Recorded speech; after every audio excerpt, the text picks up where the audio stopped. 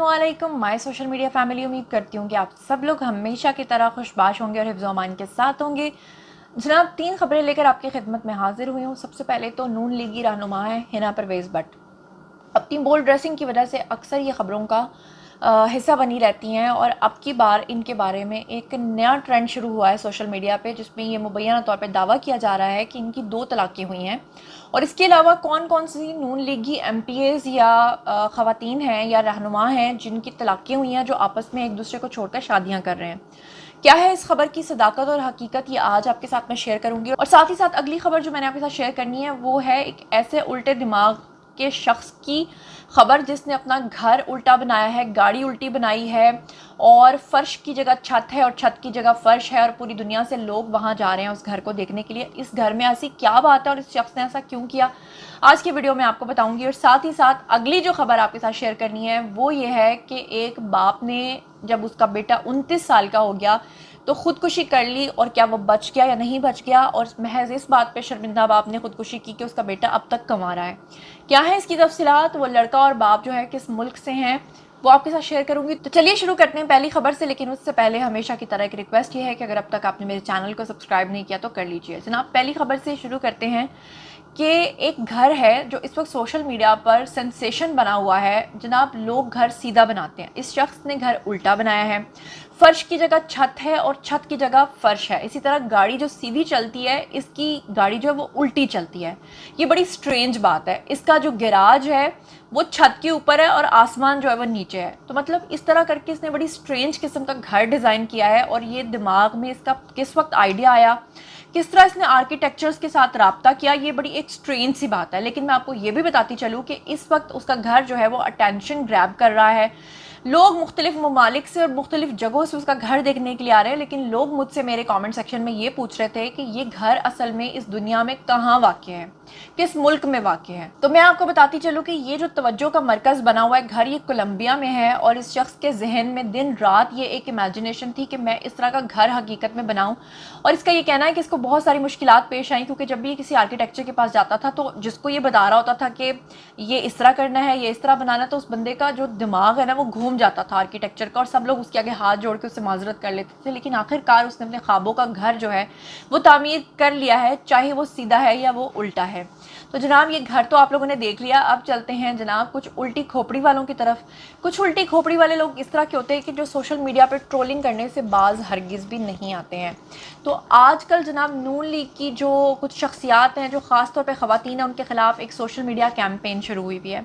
उसी सिलसिले में हिना परवेज़ भट्ट जो हैं, जो नून लीगी रहनुमा हैं, उनके ऊपर 2 तलाक़ों का इल्ज़ाम लगा है मुबैना तौर पे। मैं आपको बताऊं कि एक शख्स ने उनको मैसेज किया उनकी वॉल पे जाकर, और उसके अलावा भी मुख्तलिफ़ जगहों पर जाकर वो ये कमेंट्स जो है पोस्ट करता रहा। ये जनाब इरफान अकबर नाम की एक आईडी है। इन्होंने जनाब जी सबसे पहले ऊपर लिखा कि मायज़ा हमीद 1 तलाक, मरियम औरंगज़ेब 2 तलाक़ें, हिना परवेज़ भट्ट 2 तलाक़ें, उज़मा बुखारी 3 तलाक़ें। और फिर उसके आगे उसने लिखा कि इनकी बदज़ुबानें देखकर आप समझ सकते हैं कि इनको तलाक़ें क्यों हुई। और फिर इसके आगे वो नहीं रुकता, आगे वो लिखता है कि अब हर कोई बंदा कैप्टन सफदर तो नहीं होता, सानिया आशिक अवान ते मासूम है। सानिया आशिक अवान के बारे में मैं आपको बताती चलूँ कि ये भी नून लीगी रहनुमा है। हर वक्त 24 घंटे मरियम नवाज़ के साथ होती हैं, बहुत खूबसूरत हैं, अभी कम इनकी उम्र है, इतनी ज़्यादा उम्र भी नहीं है। पिछले दिनों में एक वीडियो जो है आपको याद होगा, जिना हॉस्पिटल में एक डॉक्टर था जो बहुत सारी नर्सेज के साथ जो है वो जिनसी हरासा उनको करता था, और उसके बाद वो उनके वीडियोस बनाकर उनको ब्लैकमेल करता था। तो उसी नर्सेज के अंदर या डॉक्टर्स के अंदर एक नर्स थी जिसके साथ उसने एक मुबैना खुफिया वीडियो बनाया था, जो कि इस तरह का वीडियो था। और उस वीडियो को सोशल मीडिया पर ट्रोल किया गया सानिया आशिक का नाम लगाकर। उसके बाद आपको याद होगा कि सानिया आशिक जो है वो FIA गई थी और उन लोगों के ख़िलाफ़ जो है वो कार्रवाई भी की थी जिन्होंने इस मुबैना गंदे वीडियो को वायरल किया था। और उसके बाद अब ये साहब सामने आए हैं जिस पे कि हिना परवेज़ भट्ट ने क्या किया कि इसको रीट्वीट किया, और रीट्वीट करने के बाद उन्होंने कहा कि इस तरह के लोग जो हैं इन्हें खुलेआम हम दंदनाते फिरता नहीं देख सकते, कि ये सोशल मीडिया पे गंद फैलाते फिरें। हिना परवेज़ भट्ट ने कहा कि इस कमेंट को लेकर अब मैं जाऊंगी जनाब FIA کے پاس. تو جیسے جیسے اس میں فردر ڈیولپمنٹ ہوگی میں آپ لوگوں کے ساتھ شیئر کروں گی. اور ساتھ ہی ساتھ حنا پرویز بٹ کا یہ بھی کہنا تھا کہ ان کے خلاف جو سوشل میڈیا کیمپینز چل رہی ہیں ان تمام کے ویڈیوز کے لنکس اور ساتھ میں ان کی تصاویر جو ہیں وہ میں نے FIA کو پرووائڈ کر دی ہیں اور اب ان کے خلاف ایکشن شروع ہو جائے گا. تو جیسے ہی ان کے خلاف ایکشن شروع ہوگا اور جو فردر ڈیولپمنٹ ہوگی وہ میں آپ لوگوں کے ساتھ شیئر بھی کرتی رہوں گی. آپ جناب چلتے ہیں جی اگلی خبر کی طرف. اور اگلی خبر جو ہے وہ ایک ایسے شرمندہ باپ کے حوالے سے ہے جو کہ اپنے بیٹے کی عمر 29 سال ہونے پہ اتنا پریشان ہو گیا